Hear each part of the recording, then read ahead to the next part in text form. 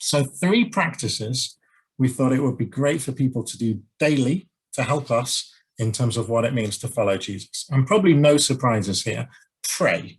I think it's massively important that we should be praying. And again, it's not like you stop being a follower of Jesus if you don't pray on a day, but over time, if you stop praying, or if your prayer life becomes weak, you're going to fall away from God. What is the classic phrase? 7 prayerless days makes 1 week. Week spelled W-E-A-K. Work that one out if it doesn't make sense straight away. 7 prayerless days makes 1 week. So we think we should be praying every day. Studying the Bible every day as well. They devoted themselves to the apostles' teaching and to prayer. So how can we do that? Reading the Bible is such a powerful spiritual discipline to help us understand more of who God is, but actually for him to be able to speak to us each day. So we encourage that each day. Can we carve out time to spend time in prayer, to read the Bible? And then third, this is an interesting one, gratitude and worship. We've kind of combined those together. And traditionally, I've always emphasized maybe just worship, and whether that is, I've got a guitar here, some of you may play a musical instrument or you want to sing, and that's great. Or if you don't do that, you could put on a worship CD or, find other ways to be able to get your heart in that place where it's adoring Jesus and just you recognize how much you're in love with him. But we thought, let's combine that with gratitude. And it's such a powerful spiritual discipline to remind ourselves of what it is we are grateful for. So a thing that I try and do each day now, as I'm falling asleep, I've said this before, is to think of 3 things that I'm grateful for that have happened that day. 3 things that I'm grateful to God for. And trying not to make it all just about my own achievement, so not things that I've necessarily done. Some of the things, maybe things that others have done, or even that God has done, an amazing sunrise, a great walk. I don't know, it's not necessarily achievement, it's just, wow, that was a beautiful thing that I was really excited to have experienced on this day. And hopefully that gratitude leads us back to worship, to thanking God for providing it. So that's our suggestion of 3 things that we could all do daily. And I hope not many of you are going to push back against that, because really I think, hey, if we're serious followers of Jesus, we need to be praying. We need to be reading the Bible every day. I don't think that's earth-shattering or massively new. But weekly, okay, this is where it starts to get maybe interesting and some stuff specific to Sanctuary. We had suggestions of do an act of kindness, at least 1 act of kindness every week. And this partly comes out of maybe the focus we've had in terms of homelessness. And so some of those things could be buying the big issue or buying a cup of coffee for someone, or even just having a conversation with someone that is living on the streets, coming down to that eye level and treating them as a human being. But maybe it can even just be smiling at someone. What is an act of kindness that you can intentionally do? I think, yes, I'm doing that. And obviously a great thing is not to limit yourself to 1 a week. It's not like, well, I did that first thing on a Monday, now I can be a selfish person for the rest of the week. Clearly not, no. The idea is it encourages us to think, hey, how can I do regular acts of kindness? Things that bless strangers, or maybe, friends, family members, but just, acts of kindness that show the love of God to others. That's one thing. But we were thinking mainly about, I suppose, strangers in that. And then for within the fellowship, how can we devote ourselves to each other as fellowship, as Sanctuary? Call or text someone else at Sanctuary, at least 1 person over the week, and hopefully encourage them, bless them in some way, whether it's through a conversation, whether it's just through a text, I don't know. This would obviously not be your spouse. I think we've got, 4 maybe married couples here, so it doesn't count for me to say, well, I've had a conversation with Joanna, or for Charlie and Roz, for Emmanuel and Talani. Hopefully those conversations are happening anyway. But outside of your marriage relationship, is there someone else in our fellowship that you want to call to encourage, or to share a text with, or do something to bless them? So that's a great thing that we could each be doing weekly. And then in terms of our talking about Jesus and growing in number, invite someone to Sanctuary. And that could be to Thursday night, or that could be to other sanctuary activities that we do, and we'll share those more when I get onto monthly. But can you invite someone to something that we are doing? And again, you don't have to limit yourself to one.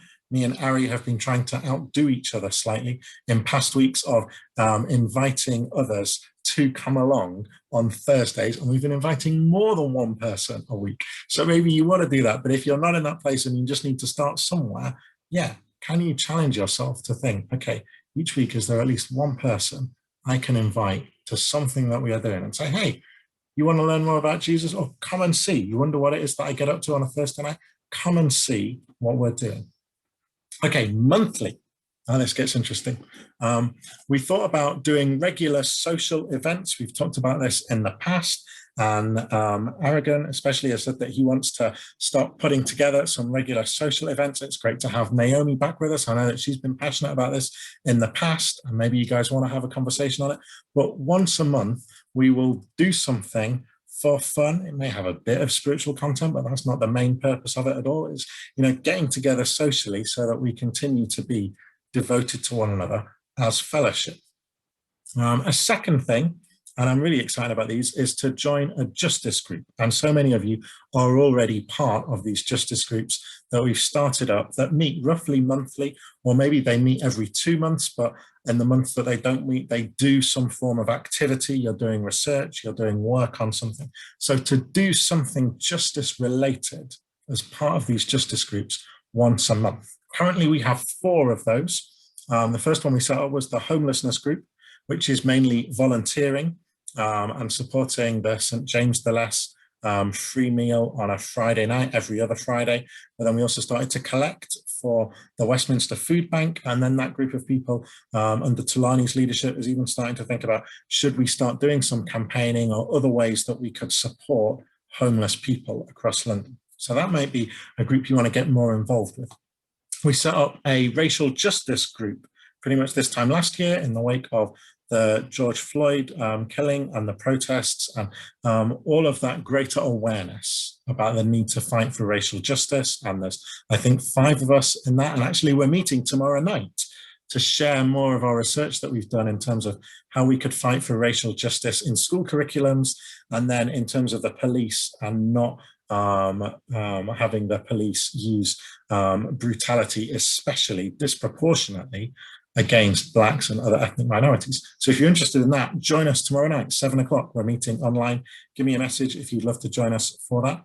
We've got a third group that meets to discuss climate change stuff, and Laura and Kathy on the call are part of that, and Ada as well. And we're looking at what can we do to each reduce our carbon footprint, and we're going to be sharing stuff on that in coming weeks and months to challenge us as a group. And then the fourth group, I'm really excited, we are going to finally set it up, is a financial justice group. And there's like 4 others that have said that they want to be part of that. And we'll get a date together to try and meet in late May and talk about how can we bring more fairness into the global economy. So those are 4 things that we're doing: homelessness, racial justice, climate justice, and financial justice. But we don't want to limit ourselves to those as well. So if you're passionate about an area and it's not represented in that, and there's a couple of others that would be interested in being part of it, hey, start a group and let's see what we can do on that to fight for justice. And we hope that maybe those groups become slightly evangelistic as well. So instead of inviting someone on a Thursday, I mean, do that by all means, but it may feel like, hey, can I invite this person? They're really interested in climate change stuff as well. They could join our group, and maybe that's a way that they would get more involved with what we are doing. So those are the justice groups that are already up and running. And then this other one I'm really excited by, and we're not doing yet, but I want to launch in coming months and have us kind of fully up to speed by September in the autumn, is coaching conversations. And we've done this a bit in the past, but offering intentional coaching conversations that you can have with someone else once a month to help you in following Jesus, to be able to discuss spirituality, justice, and leadership, and to ensure that we're not staying in the same place in our faith, but we are actually moving forwards. So we're putting together resources on that.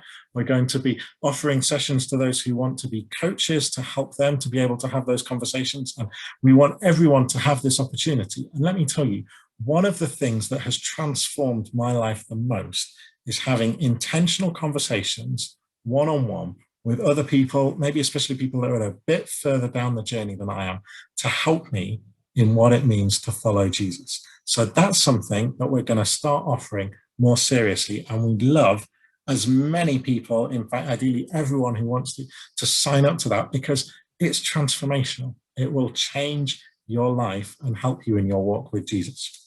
And then lastly, 3 annual practices, and we've defined these a little less. I suppose they're going to happen less frequently, but we can put more meat on them in the future. We'll do a weekend away, and we did a weekend away, was it 4 years ago? We've not done one since. So to go away once a year for 2 nights together, like Friday to Sunday, and spend a weekend together as community and worship, just quality time together.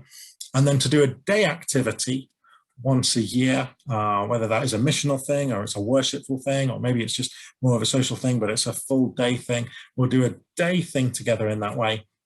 And then also another idea is to do a thing called weekend worship, which is where we're not getting together, we're each doing what we'd normally be doing at home that weekend, but we're kind of got some set readings or worship or music or experiences that we want to have together, but separately, and then kind of talk about that over the coming week to help us, bind ourselves to a trellis that gives structure and helps the vine, helps the Holy Spirit grow within us, so that we are following Jesus more seriously, more naturally, more zealously, more impactfully, in order to experience life in all its fullness and turn London upside down.